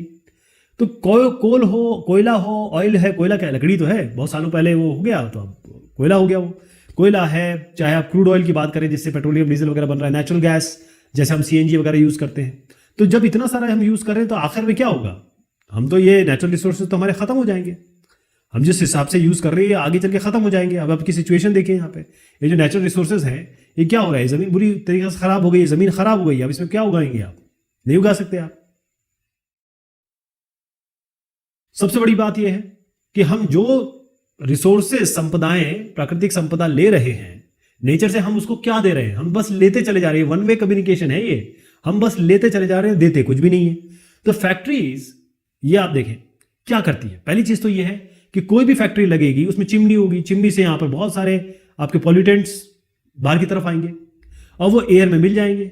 अब आप तो अपनी चिंता करेंगे कि भाई मुझे सांस में दिक्कत हो रही है, रेस्पिरेशन में दिक्कत हो रही है। आपने कभी जानवरों के बारे में सोचा है? आपने कभी पेड़ों के बारे में सोचा है? आपने जो पानी के नीचे रह रहे हैं उनके बारे में सोचा है? सभी को परेशानी होगी इससे। स्मोक से, स्मोक में क्या होता है? स्मोक में आपका कार्बन डाइऑक्साइड है, मोनोऑक्साइड है, सल्फर डाइऑक्साइड है, या पता नहीं कितने तरीके की विषैली गैसेज होती हैं इसमें। तो ये हवा को, जो साफ सुथरी हवा, उसको गंदा कर देगी। हम क्या करते हैं? जो भी गार्बेज निकलता है हम उसको कहाँ फेंक देते हैं? हम गार्बेज को या तो पानी में डाल देते हैं या फिर हम जमीन में रख देते हैं। तो उसको हम लैंडफिल्स कहते हैं। अगर आप कभी दिल्ली से, अभी देहरादून से दिल्ली जाएं तो बीच में जो एंट्री पड़ती है तो वहाँ बहुत बड़ा पहाड़ है। वाकई में पहाड़ जैसे दिखता है, ऐसा लगेगा पहाड़ है, लेकिन जब आप उसके ऊपर चील कौवे घूमेंगे ना तो आपको लगेगा कि अरे ये क्या है। वो इतना बड़ा पहाड़ है कि मसूरी से भी बड़ा पहाड़ है, मसूरी के पहाड़ियों से भी। वो क्या है? कचरा है। लोगों ने, मतलब पूरे दिल्ली का कचरा आके यहाँ जमा हो जाता है। तो अब जब कचरा जमा होगा, ये लैंडफिल्स हम इन्हें कहते हैं। तो अगर हम इस गार्बेज को, इस गंदगी को ट्रीट नहीं करेंगे तो गंदगी है इसमें तो, और ये गंदगी फैलाएगी। गंदगी से जर्म्स होंगे, जर्म से एक एनवायरनमेंट, आपका पर्यावरण गंदा होगा। आप गंदी चीज के संपर्क में आएंगे, जानवर आएंगे, पानी, सब चीजें गंदी होंगी, पानी होगा, जमीन होगा, सब गंदा हो जाएगा। सीवेज, जो हम अपने घर में ह्यूमन एक्सक्रीटा या हमारा मलमूत्र होता है, वो कहाँ चला जाता है? इसमें हम डाल देते हैं। इसी तरीके से जो फैक्ट्री पैदा कर रही है वो भी इसमें डाल देती है। सब लोगों ने क्या कर रखा है? पानी को ही डंप कर रखा है। तो चाहे वो हमारे समुद्र हो, समुद्र में आप देखिए समुद्र के नीचे जाए तो प्लास्टिक ही प्लास्टिक है। लेक है, चाहे आपका जो जो भी आसपास के तालाब है, उसमें हमने गंदगी कर रखी है। तो इसमें जो मछलियां रहती हैं, इसमें जो जानवर रहते हैं, वो भी तो हमारे लिए इंपॉर्टेंट है। तो वो मेरीन लाइफ के लिए भी तो, इस पेड़ों इनके नीचे भी तो पौधे उग रहे हैं, मतलब पानी के नीचे भी तो पौधे उग रहे हैं। तो सभी के लिए मेरीन लाइफ के लिए, जो मेरीन लाइफ मतलब होता है पानी में जो जिंदगी पैदा होती है, तो वो उनके लिए अनसेफ हो जाएगा। इसका मतलब ये है कि हम बहुत सारी चीजें कर रहे हैं, प्राकृतिक संपदा का दोहन कर रहे हैं, शोषण कर रहे हैं, लेकिन हम उसको वापस कुछ नहीं दे रहे। We are not giving anything back. तो नेचुरल रिसोर्सेज, प्राकृतिक संपदा तो सब लिमिटेड है ना भाई, किसी ना किसी समय खत्म हो जाएगी। और जब खत्म हो जाएगी कि तो आगे की जनरेशन को आप क्या दोगे? अगर आज आप सब खा जाओगे, मान लीजिए कोल है, मान लीजिए ये एक एग्जांपल देता हूं, 1 kg है, एग्जांपल ले रहा हूं। अब इसमें मान लीजिए आप 0.9 kg खा गए, तो 0.1 kg केवल आपके बच्चों को मिलेगा। वो क्या करेंगे 0.1 का? तो आपको इतना तो नहीं करना है ना, प्राकृतिक संपदा का यूज करिए, उतना नहीं कि खत्म हो जाए।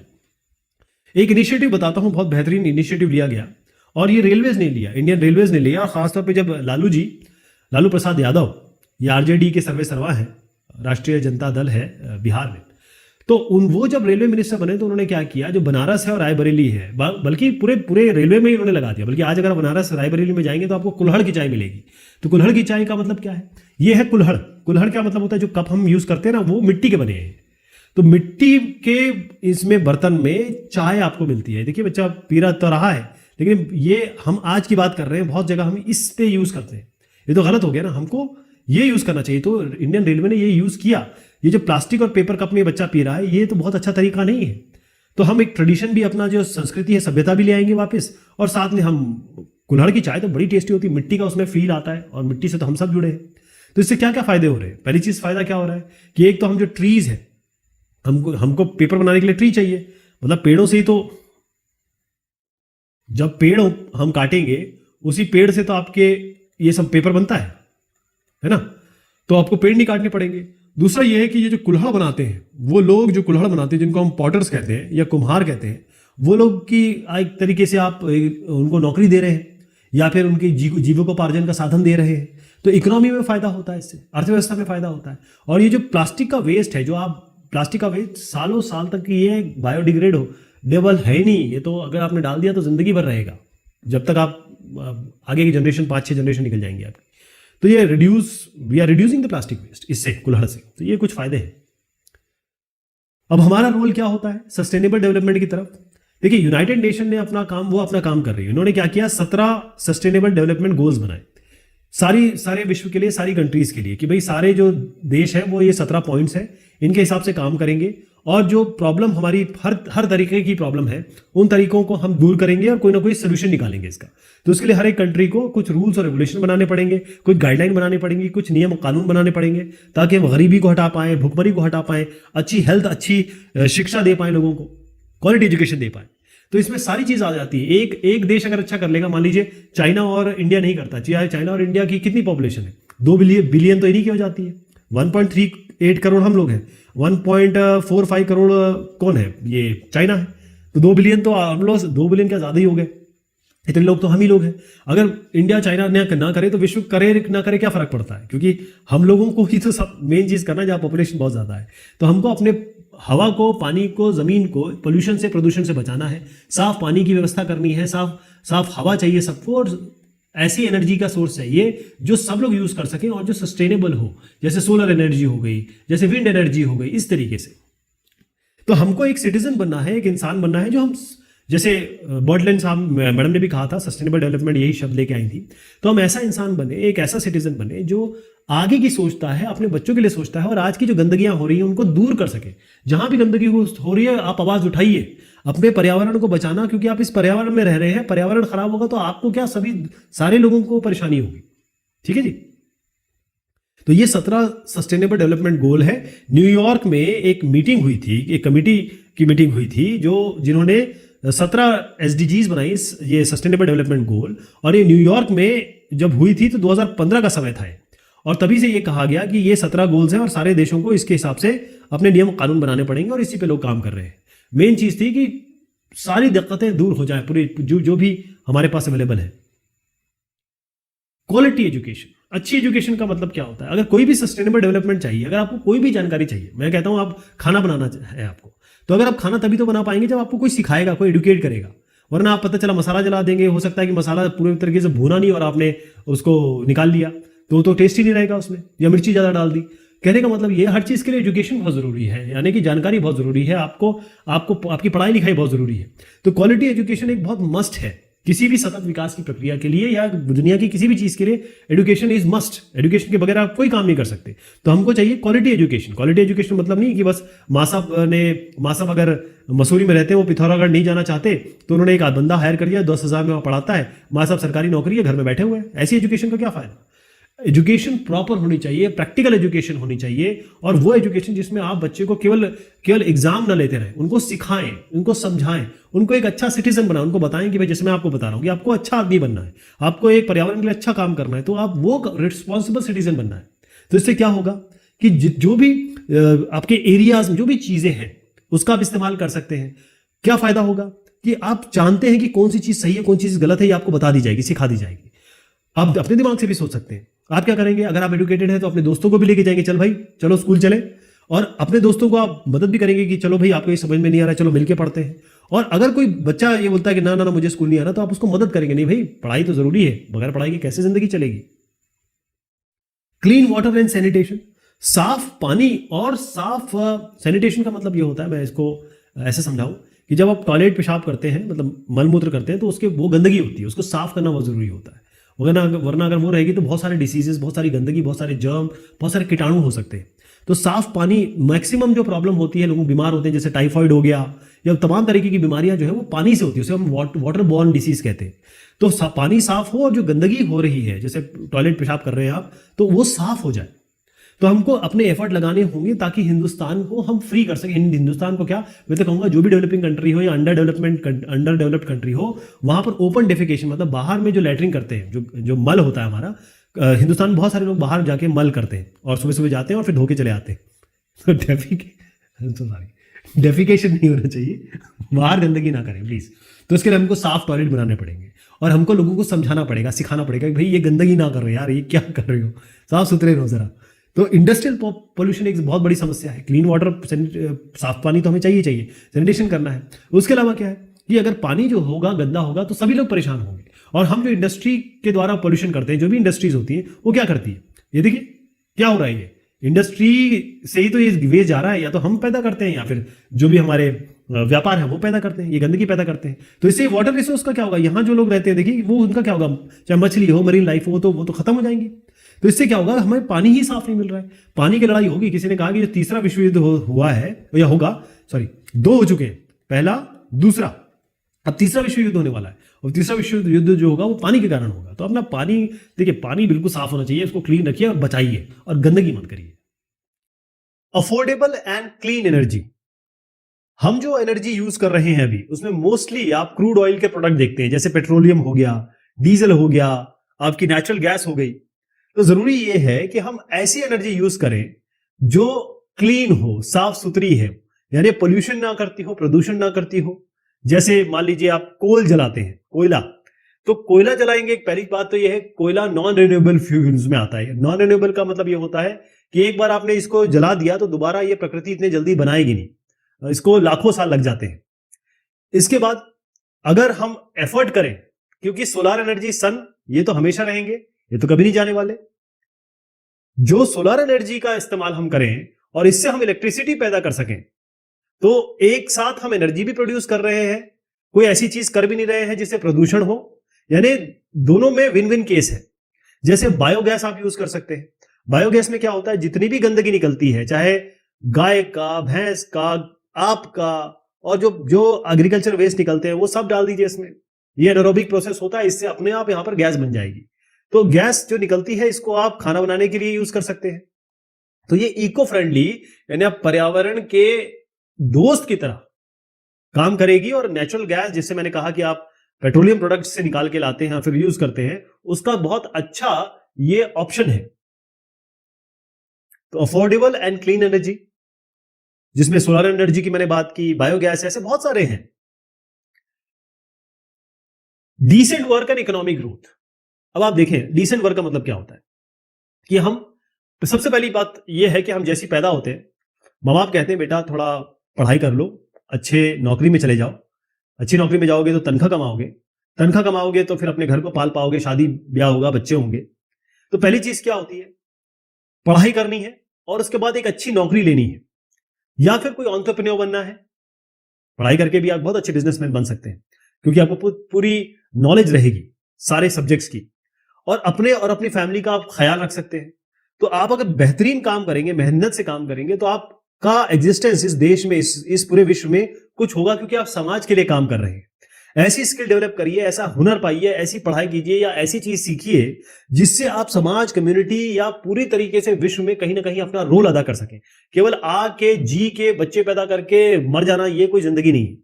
कुछ करके जाइए जब भी आए हैं, तो ऐसा काम करें, डिसेंट वर्क करें, काम ऐसा हो या आपका कंट्रीब्यूशन ऐसा हो जो आप कंट्री को या समाज को या देश को आप ग्रोथ भी दे सकें, और ग्रोथ के साथ साथ आप जब जाएं इस दुनिया से तो कुछ दे के जाएं। इनइक्वालिटीज को दूर करना बहुत जरूरी है। इनइक्वालिटी क्या होता है, आप हैं, आपका छोटा भाई है ना, तो आप जाएंगे, आपका छोटा भाई पीछे आएगा तो उसे बोलेंगे चलो घर बढ़ाओ, चुप रहो, कोई सामान आ रहा है, तेरे लिए नहीं है, मेरे लिए है ये। तो बड़ा भाई हमेशा क्या करता है, छोटे भाई को थोड़ा सा दबाने की कोशिश करता है। वैसे भाइयों में बड़ा प्रेम होता है, मतलब ये नेचुरली बता रहा हूं जो आता है। तो ये घर से इनइक्वालिटी शुरू हो जाती है। या फिर ये लड़का है, मान लीजिए ये बॉय है, ये गर्ल है, तो माँ बाप अपने आप करने लगते हैं कि नहीं लड़की तुझे तो शादी करनी है, ब्याह करना है, लड़का तुझे तो घर संभालना है, तू बाहर जा सकता है, तू 8 बजे के बाद बाहर नहीं जा सकती, तमाम तरीके के उस पर रिस्ट्रिक्शन लगा देते हैं। तो कहने का मतलब यह है कि एक इनइक्वालिटी फैली हुई है समाज में, उसको हमें दूर करना है। कैसे दूर करना है कि भाई अगर कोई काला दिख रहा है उसको आप काला बोल रहे हो, कोई मोटा है उसको मोटा बोल रहे हो, तो आपको दूसरों की मदद करनी है, हेल्प करनी है, आपको मददगार बनना है, सबसे दोस्ती करनी है। किसी की कलर, किसी का रिलीजन, किसी के कास्ट से आपको घृणा नहीं करनी है, जो कि आपके दिमाग में डाल दिया गया है। हमने देखा होगा कि हमारे जो जो जितने भी पॉलिटिशियंस हैं वो हिंदू मुस्लिम करते रहते हैं, या फिर वो कास्टिज्म करते रहते हैं कि भाई ये छोटी जाति बड़ी जाति। उसका कोई फायदा है, आप मुझे बताइए, कहीं किसी का फायदा हुआ? हॉस्पिटल बने, एजुकेशन के हब बने, स्कूल बने, तभी फायदा होता है। तो जब भी आप खेल रहे हो, काम कर रहे हो, आपको सबको इंक्लूड करना है। केवल ये कह के कि दिमाग में आपके भर दिया गया है कि ये खराब है, ये अच्छा है, इसकी दाढ़ी है तो ये ऐसा है, ये सब जो गंदगी है ना, इसको दिमाग से निकाल देना है। सबको अपने साथ आत्मसात करना है, सब बराबर है। अपने घर में वो क्या करते हैं, अपना क्या रिलीजन करते हैं, क्या खाते हैं, वो अलग बात है। आपके साथ वो कैसे बिहेव कर रहे हैं, समाज के प्रति क्या है उनका लुकआउट। इसी तरीके से आप जो भी काम कर रहे हो, चाहे छोटा आदमी हो, बड़ा आदमी हो, लड़का हो, लड़की हो, किसी भी कास्ट, किसी क्रीड को, आपको उसको दरकिनार नहीं करना है, सबको बराबर लेके चलना है। इसका मतलब ये है से नो टू रेसिज्म। इसको रेसिज्म ही कहते हैं। एक्चुअली हम लोग अलग अलग रेस हैं। अगर कश्मीर का आदमी देखेंगे तो एकदम गोरा, लंबा चौड़ा दिखाई देगा। वहीं आप साउथ इंडिया में जाएंगे तो आपको थोड़ा सा ब्लैक कॉम्प्लेक्शन वाले लोग दिखेंगे, क्योंकि वहां एकदम इक्वेटर के पास में है वो लोग। तो अगर आप ब्लैक व्हाइट करने लगे, ब्लैक वाले कहने लगे व्हाइट अच्छे नहीं है, व्हाइट वाले कहने लगे ब्लैक अच्छे नहीं है, तो कैसे काम चलेगा? ये तो देश के लोग हैं ना। या फिर नॉर्थ ईस्ट में चले जाइए, वहां पर आपको वो आधे से ज्यादा इंडिया तो उनको वैसे ही थोड़ा लुक वाइज कुछ अलग ही मानती है, जबकि हमारे देश के पार्ट है। रेसिज्म नहीं होनी चाहिए, सब बराबर है भाई। Creating sustainable cities. Sustainable cities का मतलब क्या होता है? हमने देखिए गांव पहले थे हमारे, फिर हमने सिटी बना दिए, शहर बना दिए, कस्बे बना दिए, उसके बाद टाउन हो गया, फिर शहर हो गया। अब हमारे बड़े बड़े शहर हो गए, जिसको अब जैसे हम दिल्ली, मुंबई, इनको हम मेट्रोज कहते हैं। हमने देश तो बना दिए अच्छे लेवल पे, बड़े बड़े शहर भी बना दिए कि भाई शंघाई हो गया, ये न्यूयॉर्क हो गया। लेकिन भाई इलेक्ट्रिसिटी तो सबको चाहिए। इलेक्ट्रिसिटी अगर आप बचाएंगे नहीं तो वो कहीं किसी न किसी के खाते से तो काटी जाएगी, है ना। तो जब आप फैन और लाइट, अगर आपको जरूरत नहीं है, इसको छोड़ दीजिए, बंद उसको करिए। और कभी भी, जैसे खासतौर पे जब फैन की बात मैं कर रहा हूं, फैन में मोटर होती है, जिसमें भी मोटर होता है आपको उसको बंद करना ही पड़ेगा। लाइट चाहे एक बार के लिए चालू रख दीजिए, अगर आपको जरूरत नहीं तो उसको क्यों आप छोड़ के जा रहे हैं? बंद करिए, ये आपकी रिस्पॉन्सिबिलिटी है। और नेचुरल लाइट, अब हम घर क्या बना देते हैं, हिंदुस्तान के घर बनाता हूं मैं, अपना ही घर बताता हूं आपको। मेरा घर इस तरीके से है कि जो नीचे जो फ्लोर है वहां पर, मतलब ग्राउंड फ्लोर नहीं, नीचे वाला फ्लोर, इसमें लाइट आती नहीं है, दिन में भी अंधेरा रहता है। तो होता क्या है, हम लोग लाइट जलाते हैं, अब दिन भर लाइट फैन चलता रहता है। ऊपर जाएंगे तो इतना गर्मी और सर्दी है तो ऊपर जाने का मन नहीं करता है, तो हम नेचुरल लाइट ले ही नहीं पा रहे। इससे हमारा शरीर भी खराब हो रहा है, आंखें भी खराब हो रही है, और दूसरा ये इलेक्ट्रिसिटी के पैसे दे ही रहे हैं आप। तो तरह तरह के नुकसान है, एक नुकसान नहीं है। इसके अलावा एनर्जी एफिशिएंट बल्ब, लाइट्स आ गए, एलईडी बल्ब आ गए। जो एयर कंडीशनर है वो कौन कौन से आ गए हैं आजकल? एयर कंडीशनर आपके 5 स्टार या फिर कहें कि 6 स्टार, जिसमें एनर्जी एफिशिएंसी है। ऐसे जो भी आप डिवाइस लेंगे आगे चल के, वो एनर्जी एफिशिएंसी देखिए कि आपका कम से कम पावर में ज्यादा से ज्यादा ये आपको आउटपुट दे। तो हमको सस्टेनेबल सिटीज बनानी है। हम लोग सब कंज्यूमर है, हम लोग पैदा ही कंज्यूमर हो रहे हैं। सबसे पहले पैदा होते हैं तो बोलते हैं माँ बाप की जा बेटा ये ले आ, अरे मुझे ये खरीदना है, मुझे आईफोन चाहिए, मुझे एक डेल का मोबाइल चाहिए, डेल का लैपटॉप चाहिए। ये सारे हम कंज्यूमर बन चुके हैं, हमें बस खरीदना है चीजें। अब खरीदने वाले हैं तो लोग प्रोड्यूसर भी होंगे, प्रोड्यूस करेंगे लोग, तभी तो हम खरीद पाएंगे। तो हमको जब भी खरीदना है, या फिर हम वो लोग बने जो हम प्रोड्यूस कर रहे हैं, यानी कि अगर मैं कोई चीज सामान खरीदता हूं तो कोई ना कोई सामान को बेच रहा होगा। तो ये दोनों लोगों के लिए मैं कह रहा हूं, चाहे हम कंज्यूमर है, उपभोक्ता है, चाहे हम प्रोड्यूसर है, बनाने वाले हैं, हम दोनों को ही रिस्पॉन्सिबल बिहेव करना होगा। एनवायरमेंट के लिए, पर्यावरण के लिए हम दोनों को जागरूक होना पड़ेगा। कैसे कैसे होगा? सबसे पहले क्या करेंगे कि जो पेपर है, ग्लास है, प्लास्टिक, वाटर, ये सब बड़ी जरूरत की चीजें। पेपर हम कैसे बनाते हैं? पेड़ों को काट के। ग्लास एक बार टूट जाता है, हाथ पर कटेंगे, जानवरों के कट रहे हैं, सबके कट रहे हैं। प्लास्टिक प्लास्टिक एक बार आपने यूज कर लिया, फेंक दिया, सालों साल तक वो आपके फूड चेन में आके बस गया, वो हटेगा नहीं। पानी, मेरे जैसे बताया 100% पानी अगर पूरे विश्व में है तो 0.3% केवल आपको पीने के लिए साफ पानी अवेलेबल है। अब उसमें भी आप कहां से पिएंगे? कई जगह देखेंगे कितनी पानी की किल्लत होती है, कमी होती है। आप जब बैग लेके जाते हैं तो प्लास्टिक बैग होता है, रेक्सीन का बैग होता है, तो ये सब लेने की क्या जरूरत है? एक बढ़िया सा एक उसका जूट का बैग ले लीजिए या कपड़े का बैग ले लीजिए, वहां से जाके सामान ले आइए, अच्छा भी लगेगा। जो भी आपके कपड़े हैं, किताबें हैं, फर्नीचर है, या कोई खाना भी है, उसको डोनेट करिए। क्यों फेंकना है उसको डोनेट करिए, उन गरीबों को दीजिए, उन लोगों को जिसको जरूरत है। और इसके अलावा आपको सीजनल फूड लेने हैं, यानी कि वो जो फ्रिज में रखे हुए हैं, कि फ्रिज में रखे रहेंगे तो वो भी एनर्जी कंज्यूम करके आए होंगे। तो सीजनल फूड खाइए, जो आज की सब्जी है, जैसे मान लीजिए ठंड के समय आप चौलाई खाइए, पालक खाइए, बथुआ की सब्जी खाइए, जो लोकल लोग बनाते हैं वो खाइए। और कोशिश करिए कि वो चीजें लें जो उस मौसम की है। जो आपका पानी लीक कर रहा है तो लीक होता ही रहा, आपको कोई फर्क नहीं पड़ रहा, क्योंकि बिल तो उतना ही आ रहा है हर महीने।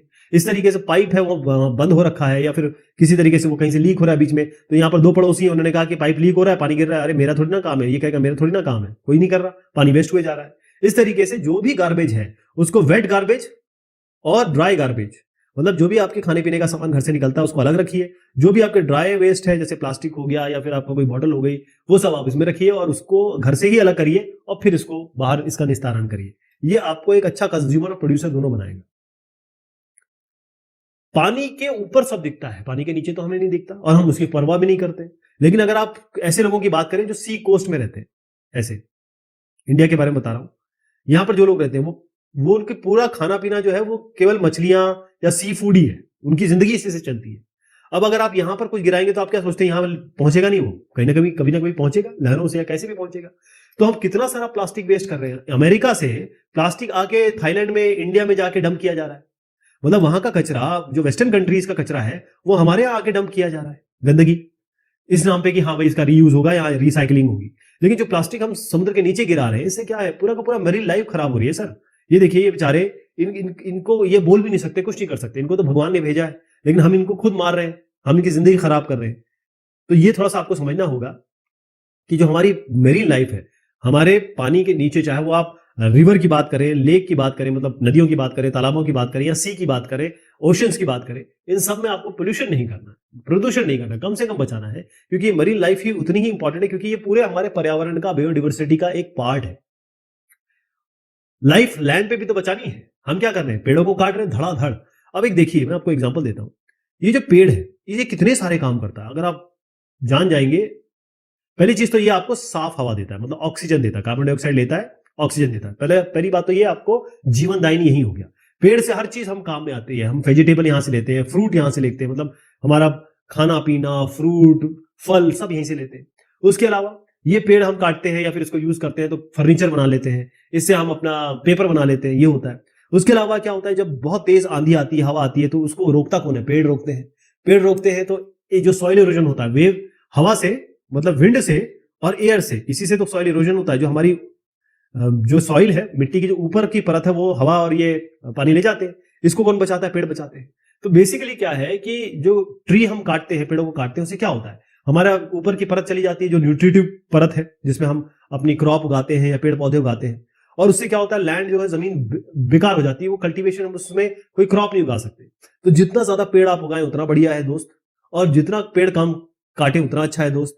और ये जरूरी है सस्टेनेबल डेवलपमेंट के लिए, क्योंकि आज आप जो कर रहे हैं वो आपके बच्चों के लिए कर रहे हैं। तो इसलिए मैं बार बार कहता हूं, if you want to let leave your kids, अगर उनको जिंदा रहने देना है तो you need to leave something for them, उनके लिए छोड़ के जाइए कुछ। चलिए साहब सवाल जवाब देखते हैं। Which of the following sources of energy is from a renewable source. Renewable मतलब एक नॉन रिन्यूएबल क्या होता है, रिन्यूएबल क्या होता है। नॉन रिन्यूएबल रिसोर्सेज का मतलब है एक बार आप यूज करेंगे तो वो डिप्लीट हो जाएगा। रिन्यूएबल क्या है कि बार बार आप जितना भी यूज करें वो इंटैक्ट रहेगा, मतलब इट विल रिमेन। तो कौन सी चीज है इसमें, क्लियर आपको पता चल रहा है, सोलर एनर्जी। वुड जलाएंगे तो खत्म हो जाएगा, कोल तो खैर वो अंडरग्राउंड ही आता है, फिर उसको हम यूज करते हैं या फिर कोल बनाते हैं लकड़ी से। पेट्रोल है, पेट्रोल क्रूड ऑयल से आता है, ये सारे के सारे आपके नॉन रिन्यूएबल सोर्सेज हैं, सोलर एनर्जी सबसे बेस्ट है। Choose the option which is not sustainable development goal according to United Nations. कौन सा एसडीजी नहीं है, 17 एसडीजीज हैं, आपको पता होने चाहिए कौन कौन से हैं। उत्तर है आपका इसमें which is not a sustainable development. तो clear water sanitation, gender equality, reduce inequality, ये तो है। पॉपुलेशन नहीं है, पॉपुलेशन का तो फिर लोग खुद ही कंट्रोल कर रहे हैं। चाइना ने कहा भाई कि पहले 2 बच्चे होने चाहिए, फिर उन्होंने कहा 1 बच्चा होना चाहिए। अब उनके यहाँ क्या हो गया, अब उनके यहाँ केवल बूढ़े ही बूढ़े बचे, क्योंकि जब बच्चे ही पैदा नहीं होंगे तो आगे क्या होगा, है ना। तो ये तरीका है कि देश अपने आप खुद कर रहे हैं, हिंदुस्तान में भी चल रहा है। लोग अब कोई भी आदमी आप देखेंगे 1 या 2 बच्चे से ज्यादा नहीं कर रहा है। अब हम आते हैं अपने इस पे थोड़ा डिस्क्रिप्टिव सवाल है। List some ways in which we can use resource sensibly. हमारे जो संपदाएं हैं, चाहे प्राकृतिक संपदा हो, रिन्यूएबल रिसोर्सेज हो, नॉन रिन्यूएबल रिसोर्सेज हो, तो इनको हम कैसे यूज करेंगे, क्या तरीका है इसका सेंसिबली। पहली चीज तो यह है कि जो पेपर, ग्लास, प्लास्टिक, वाटर, कागज, कांच, प्लास्टिक और पानी, इनका आपको बहुत समझदारी से उपयोग करना है। और इनका तो उपयोग करिए मत, आप जितना भी चाहे इलेक्ट्रॉनिक पेपर का इस्तेमाल करिए। प्लास्टिक का इस्तेमाल बंद कर दीजिए, कपड़ों का इस्तेमाल, कपड़े बैग का इस्तेमाल करिए, या कोई भी ऐसा इसका जो अल्टरनेटिव है। पानी को बचाइए, और ग्लास को आप जानते हैं कितना नुकसान देता है। इसके अलावा आप जब भी सामान लेने जाते हैं, चाहे आप फल लेने जा रहे हैं, चाहे सब्जियां लेने जा रहे हैं, बैग लीजिए जूट का या फिर पटसन का जो कह रहा हूं, या फिर आप किसी कपड़े का भी बना सकते हैं। जो भी आपके पास कपड़े हैं, किताबें हैं, आपके पास कोई फर्नीचर है या फिर खाने का सामान है, उसको डोनेट कर दीजिए। और हमेशा जो सीजन के फल और फ्रूट आते हैं, ये सब्जियां आती हैं, आसपास के लोगों से खरीदिए, उन्हीं का इस्तेमाल करिए। जो चीज आपके फ्रीजर में रखी हुई है उसको इस्तेमाल मत करिए। जो आपका पानी बह रहा है या कहीं ना कहीं कोई किसी न किसी तरीके से आपका इलेक्ट्रिसिटी जल रही है, उसको बंद कर दीजिए, पानी को ठीक करा लीजिए टैप को, ताकि पानी ना खराब हो। इसके अलावा जो भी गार्बेज है उसको ड्राई गार्बेज और वेट गार्बेज में अलग करिए, ताकि इसका अच्छे से निस्तारण हो सके। Explain the importance of education on sustainable development. अब आप बताइए, आपको अगर माँ बाप कुछ सिखा देते हैं, आप जिंदगी भर सीख के चलते हैं ना, आपको सब याद रहता है कि माँ बाप ने मुझे ये संस्कार दिए, माँ बाप ने मुझे ये कल्चर दिया है, माँ बाप ने मुझे ये ट्रेडिशन दिया है ना। लेकिन यही कल्चर ट्रेडिशन जब हम इंटरनेट पे आते हैं तो क्या क्या हम बोलने लगते हैं, या फिर दोस्तों के बीच में आते हैं तो हम क्या क्या करने लगते हैं, भाई बोलने की बात नहीं है, आप जानते हैं क्या क्या होता है। लेकिन अगर एक अच्छा एजुकेशन मिल जाएगा, अच्छा आपको चीजें सिखा दी जाएगी, प्रैक्टिकली सिखा दी जाएगी, तो एक तो दिमाग में आपकी अच्छी चीजें आएंगी। दूसरा यह है कि आपको अगर प्रैक्टिकली चीजें सिखा दी जाएगी तो आगे चल के आप अपना पेट पाल सकते हैं, नौकरी कर सकते हैं अच्छी वाली। तो एजुकेशन बहुत जरूरी है आगे के सस्टेनेबल डेवलपमेंट के लिए, सतत विकास की प्रक्रिया के लिए। क्योंकि चिल्ड्रन, जो भी लोग बच्चे स्कूल जाते हैं, वो अच्छा नौकरी पा पाते हैं, अपना ख्याल रख पाते हैं, अपनी फैमिली का अच्छा ख्याल रख पाते हैं। तो एजुकेशन जो है वो आपको एक अच्छा सिटीजन, एक अच्छा नागरिक बनने में मदद करती है। इससे क्या होगा कि आप पूरी फैसिलिटीज जान जाएंगे, आपके आसपास क्या है उसका अच्छी तरीके से उपभोग कर सकेंगे, उसका एक्सप्लॉयटेशन कर सकेंगे। इसके अलावा अपने दोस्तों को स्कूल ले जा सकेंगे, अपने दोस्तों को पढ़ाई में मदद कर सकेंगे। और अगर कोई बच्चा बेचारा स्कूल नहीं जा पा रहा है या स्कूल छोड़ना चाहता है, तो उसकी आप मदद कर सकेंगे, भाई स्कूल मत छोड़ यार, स्कूल के बगैर कुछ नहीं है। चलिए साहब, ये बात हुई इस डिस्कशन की। बहुत शुक्रिया, बहुत मेहरबानी आप सभी की।